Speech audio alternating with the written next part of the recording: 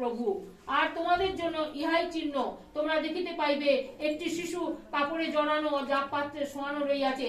পরে হঠাৎ স্বর্গীয় বাহিনীর এক বৃহৎ দল ওই দূতের সঙ্গী হইয়া ঈশ্বরের স্তবগান করিতে করিতে লাগিলেন, ঊর্ধ্বলোকে ঈশ্বরের মহিমা, পৃথিবীতে তাহার প্রীতিপাত্র মনুষ্যদের মধ্যে শান্তি। Hallelujah, hallelujah, hallelujah. এখানে অনেক বড় একটা কথা বলা হয়েছে যে সে ত্রাণকর্তা যে জন্মেছে, স্বর্গদূত এসে কাদেরকে প্রথম খবর দিয়েছিল? কোনো ধনী ব্যক্তিকে নয়, কোন মানুষের মাঝখানে বিশাল জনসভা হচ্ছে, তার মাঝখানে স্বর্গদূত নেমে তাদেরকে খবর দেয়নি, দিয়েছিল সাধারণ একজন কয়েকজন রাখাল যারা গরু চড়াচ্ছিল, যারা মেষ চড়াচ্ছিল। কেন? তিনি কি বলেছেন? আমি দরিদ্রদের ঈশ্বর, আমি পাপীকে পরিত্রাণ করতে এসেছি। যে দরিদ্র মানুষদেরকে দেখলে আমরা ঘৃণা করি, পাশে বসতে দেখি, যে ওই বাইরে গিয়ে বসে এক টেবিলে বসে আমরা খেতে পারি না, আমরা কোনো একটা ভিখারি এলে সরে যাও সরে যাও, সাইড দাও, আমরা যাবো, আমরা এরকম বলি। কিন্তু না, তিনি দেখিয়েছেন আমাদেরকে যে ওই মানুষরাই প্রকৃত মানুষ। ওই মানুষের সঙ্গে তুমি বসবাস করো, ওই মানুষকে তুমি খেতে দাও, ওই মানুষকে তুমি আদর যত্ন করো। ওকে যদি করো তো আমাকে করা হবে, ওকে যদি করো তো আমাকে করা হবে। তাই সাধারণ রাখালের মধ্যে তিনি প্রচারটা প্রথম করেছিলেন, তার যারা গরু চড়াচ্ছিল। কেন? আস্থা বলে তিনি জন্মগ্রহণ করেছিলেন। সবার আগে তাদের মাঝখান থেকে মানুষের প্রচার। অজ্ঞান মূর্খ লোক, অজ্ঞান মূর্খ লোক, কিন্তু পৃথিবীর মানুষ কি শিক্ষিত, তাদেরকে যদি আমরা বলি তারা জ্ঞান নেবে না, বলবে জ্ঞান দিতে এসছে, নেবে না।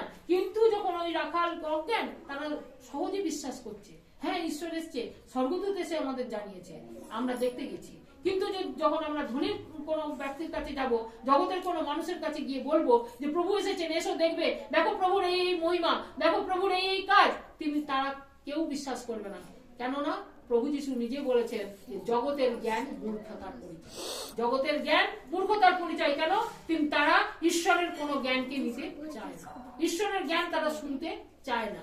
তাই জন্য প্রভু যিশু কি করেছিলেন? যে সব থেকে নিম্নমানের যে মানুষ, সেই মানুষকে তিনি কুলীনের আসলে তুলেছেন। কেন? যাতে ওই ধনী ব্যক্তি শিক্ষিতরা অপমানিত বোধ করে, নিজেদেরকে ওই জায়গায় দাঁড়িয়ে দেখে যে ঈশ্বর হয়ে যদি এদেরকে তোলে তো আমরা কোন ছাড়, আমাদের ওই জায়গায় যাওয়া উচিত।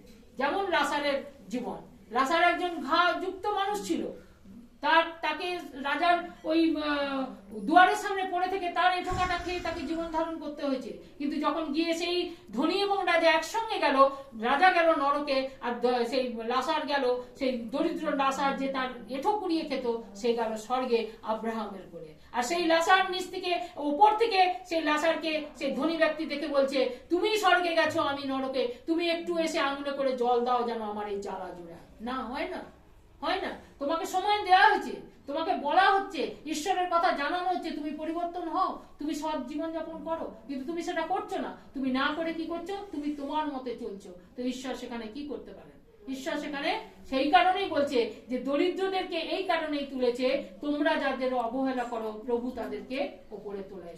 যেমন ইস্টের এক রানী ছিলেন, তিনি একজন অনাথ ছিলেন, পিতামাতা তার কেউ ছিল না। তাকে ওই জন্য প্রভুর বাক্যে বলা হয়েছে যে ষাঁড়ের ঢিবি থেকে কুলীনের আসনে বসিয়েছেন, তাকে রানী তৈরি করেছিলেন। তাই সর্বশক্তিমান ঈশ্বর যা কিছু করতে পারে তা অন্য কেউ করতে পারে না। তো মহান ঈশ্বরের নামে আমরা সেই ধন্যবাদ দেব, সেইভাবেই আমরা বলবো যে মহান ঈশ্বর যে শিশুটিকে আমাদের মধ্যে পাঠিয়েছেন তার নাম ইম্মানুয়েল। যিশু নামের অর্থ পরিত্রাণ।